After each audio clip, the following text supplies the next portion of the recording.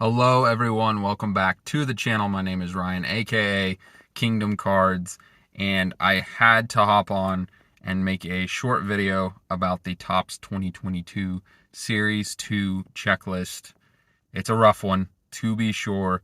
Going to get into it, talk about it, and also what could be Topps's reasoning. Are they just insane, or is there some sort of logic and reason behind this? Stay tuned.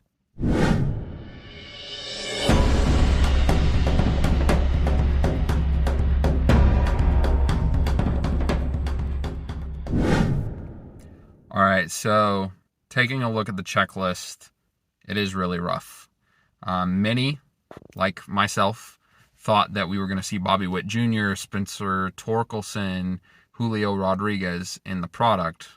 Well, technically Bobby Witt and Julio Rodriguez they are in the autographs of the 1987 Topps design insert. However, that is going to be a hard card to get. We have no idea what the print run of that is, how many that they've made. My guess is there's going to be a lot of other rookies that have more autographs than them. Now, if you look at the checklist, you've got about four names of interest. So you have Roansy Contreras of the Pirates. You have O'Neal Cruz of the Pirates as well, the 6'7" shortstop. And then you've got a second rookie card of Wander Franco, which that part of it makes no sense to me. Well, it does, but I'll explain that in a minute. And then Josh Lowe, who I've actually heard a lot of good things of. I know at one point he was in the minors. I don't know if he still is. I've stepped away from baseball just a little bit with how bad the Royals have been, just because it hurts my heart to watch such bad baseball. But still following from a distance, just, having to take a step back. I'm sure we've all been there. So I haven't been following the sport quite as close, but really, from what I've seen, those are your rookies. Those are the guys that you might be looking for. So why did Topps do this? Why did they hold off? Well, we know that Topps often has been holding players back.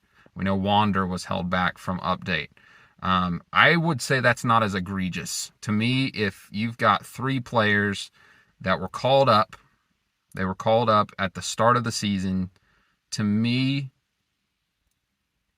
you really can't hold those guys back.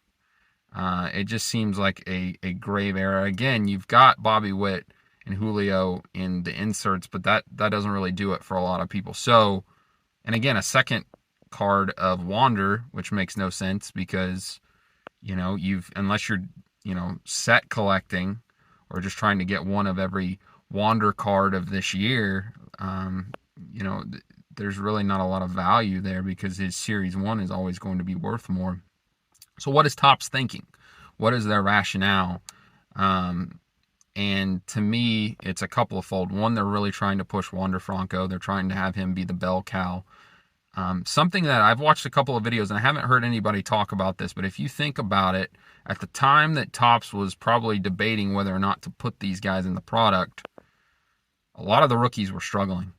Bobby Witt at the start of the season, Julio Rodriguez, Spencer Torkelson since then, Julio especially, but all of them, I haven't really followed Torkelson, but I know Bobby Witt, other than, the last week struggling a bit, definitely has turned it on in May. Julio has been absolutely insane at times for the Mariners.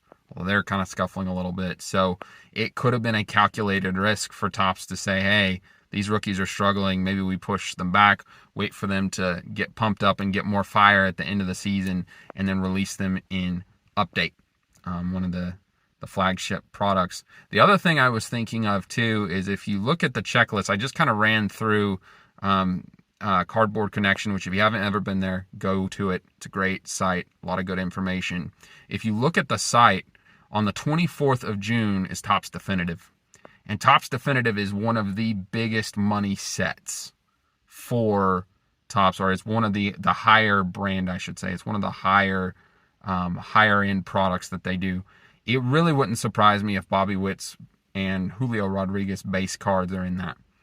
That's their first release to try and capitalize on that. The same for Spencer Torkelson, some of the other rookies, Hunter Green, that have been called up. I was trying to remember. I don't even think Stephen Kwan was in the checklist. I'd have to look back at it, but I don't think he was. I was also looking at the checklist to see, okay, where could they be?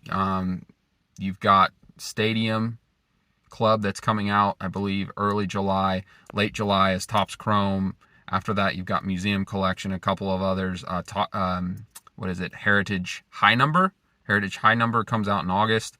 So I would be shocked if we're not going to see them in at least one of those products. It would seem odd to hold them till the very last part of the year.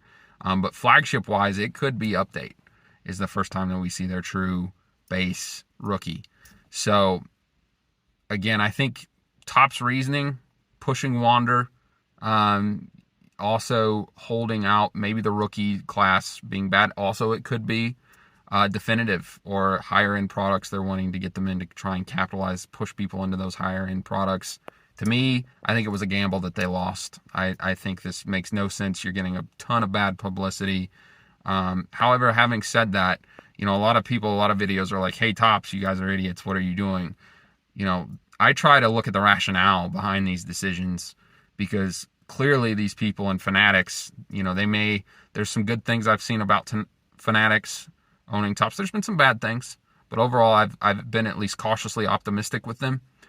So it's trying to understand what is the rationale of these companies and these decision makers and their logic in doing this. So those are a couple of my thoughts on it, or some of my thoughts on it. More than a couple. I'm pretty opinionated, but that'll do it for the video today, guys. Let me know what you guys think about this checklist. I think overall it's pretty rough, but also I'd love to hear, what do you think Topps' rationale was? What do you think they were trying to get at with this product? What do you think was, their goal in holding these guys out till later in the year? And what do you think will be the first product that they're in? Is it going to be definitive, as I mentioned? Is it going to be High Number? Is it going to be, another product that they're trying to push people into to try and sell more? Seems a little counterintuitive. It's kind of a weak one, considering that with, flagship is usually going to be held by the most stores. It's going to be the most popular. So, but it's a theory. It's a theory. So be curious to hear what you guys have to say about it. Thanks again for watching. Would appreciate a like and a comment on the video.